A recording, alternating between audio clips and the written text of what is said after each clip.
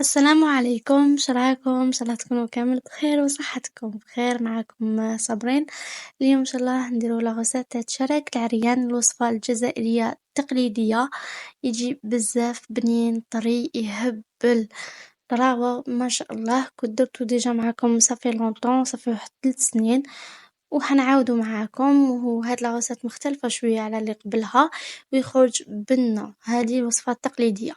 نبدأ بسم الله على بركة الله في المقادير ديالنا. هنا ما رانيش حاطة جميع المقادير باش ما تكونش لاكم فريمون فوق البوطاجي، مي دوك نفهمكم تبعوا معايا الهزيتاب. هنا عندي هاد البول تاع الشوربة اللي حنكيل به الفرينة، وعندي حبة تاع البيض وخميرة تاع الحلوى. عندي لي زاموندي فيليه حوالي 150 غرام، يعني يستعمل واحد 200 غرام. انا خصوني شويه كملتها باللوز. المهم، وعندي سكر كلاص لهنا. كنت ديجا غربلت 2 كيلات، وهذه كيلة تالتة. 3 كيلات تاع فرينة يكونوا معمرين، وكيلة تاع سكر تكون ناقصة 2 دوا، يعني ناقصة 2 سبعتين كيما كنتو تشوفوا في الفيديو. الكيلة اللي كيلت بها الفرينة كيلت بها السكر ونغربلها.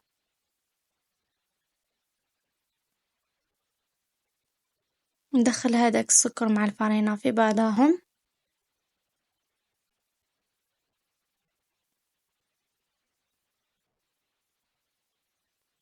ونجوز ندير السمن. انا لهنا درت سمن وزبدة، تقدروا ديروا غير سمن. ذوبوه وخلوه يبرد درجة حرارة الغرفة، يعني تاع المطبخ تاعكم. ما تديروش هكذا كيشلفط، تحرقوا يديكم تاني. شوف درت كيلة فايضة تاع سمن. ودوكا نجوز نبسس العجينة تاعي. ندخل ملح هذاك السمن في الفرينة،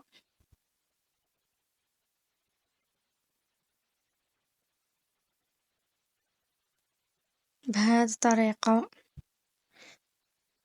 حتى يتبسس مليح.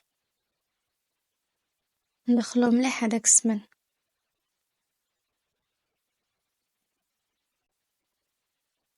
كي ندخلو مليح السمن في الفرينة، نروحو نجوزو نديرولو حبة تاع البيض،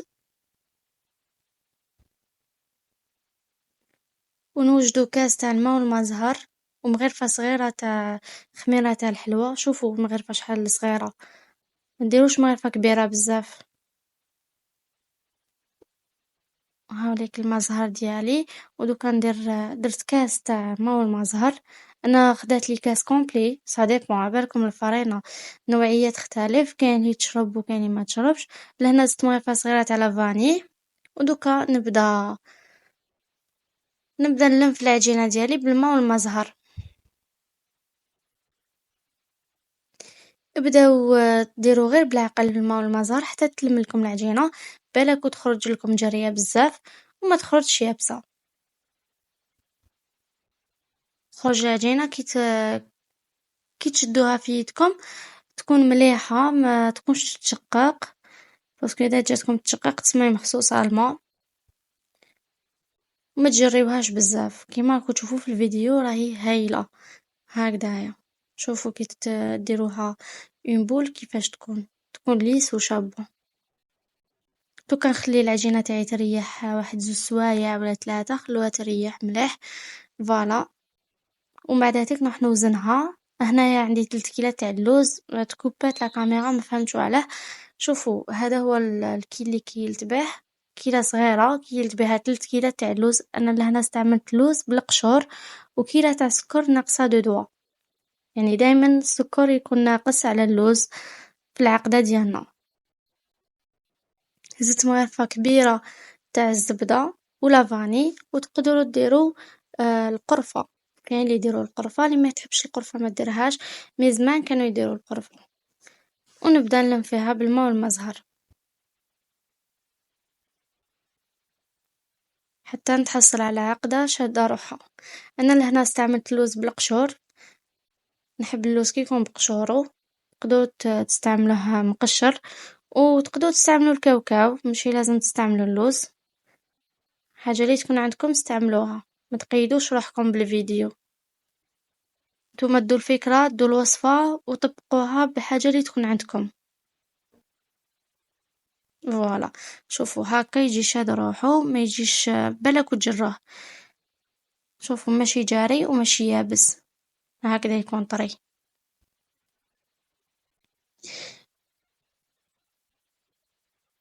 فوالا هاوليك دوكا نشكلوه دي بول تاع 15 غرام. نديرو بول تاع 15 غرام ونخليها تكوتي. لهنا تاني العجينة وزنتها 35 غرام. مستعملتش الميزان، درت عيني ميزاني. باش اللي ما عندهاش الميزان تقدر تستعمل يديها، ماشي لازم ميزان، ديري عينك ميزانك يا اختي. ما تقيديش روحك بالميزان، بكري ما كانوش يستعملوا الميزان في الحلوى تراديسيونيل، كانوا يديروا بالكيل. وهادية درتها كيما قلت لكم 15 غرام حتى 18 غرام، سا ديبون نتوما شوفوا، اذا جاتكم قليله زيدوا لها. هنا عندي حبه بيض دربتها، خليها تكوتي نسحقها. وعندي لي زاموندي فيلي قلت لكم استعملوا واحد 200 غرام وكسروه هكا بيديكم، فتتوه بيدكم. تقدروا ديروا لوز مرحي كي طعام في بلاصه لي زاموندي فيلي. دوكا نجوز نبدا نحل الشراك العريان ديالي. ماش حنستعمل طابع باسكو كاين الطابع تاع الشراك العريان، ماش حنستعملوه، حنحلو بيدي بهذه الطريقه، نحلو كشكل مثلث. نحل مليح العجينه، نعاون روحي بالحلال. تقدروا تحلوه بيدكم.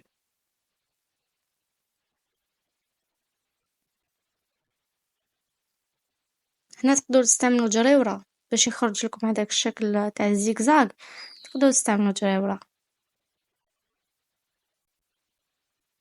ندير حربوش ونروليه. شوفوا لي زيتاب مليح، شوفوا غلقته ونبدا نرولي من التحت وندور كيما الكرواسون. فوالا دوكا نزير شويه من التحت ونحلو من الفوق باش ما يقعدش خشين من الفوق، تاني يجيني خشين بزاف من الفوق. لا لا، يكون سوا سوا هكا باش يطيب شباب ويخرج كامل على حبه. فوالا هاوليك.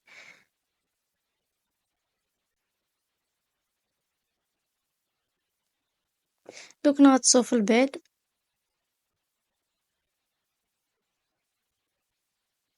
وفي اللوز ونحطوه في سنيوه ديرولها بابي كويسون. نتوما متروحوش ديروها هكا بالحبة، يعني كل حبة تروحو تغطسوها تواسوها، جبدة تاخدلكم اليد. شوفوا واسيوه كامل على خطرة كيما دوك تشوفوا في الفيديو، راني شرحت لكم بالتفصيل. ان شاء الله بقى يكون كلش مفهوم.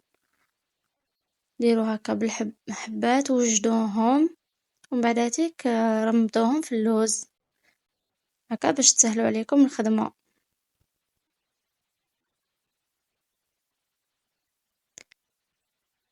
درت معاكم حبة هكا باش تكون الشرح مفهوم ان شاء الله، وكامل ينجح لكم وتخرج لكم يهبل. اللي عندها كاش استفسار ولا كاش حاجة ما فهمتهاش تخليها لي في التعليقات ونجاوب عليكم كامل ونقرأ كامل لي كومونتير تاعكم. فوالا دوكا نجوز ندير كما قلت لكم. شوفوا شحال خرجوا شابين، عفوا خرجوا يهبلوا.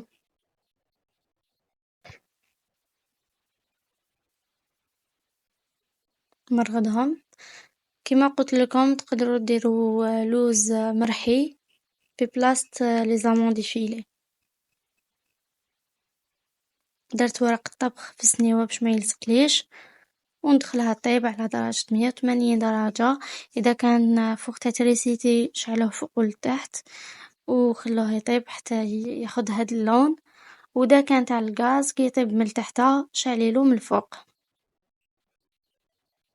فوالا شوفوا شحال خرجوا شابين، خرجوا طيبين يهبلوا.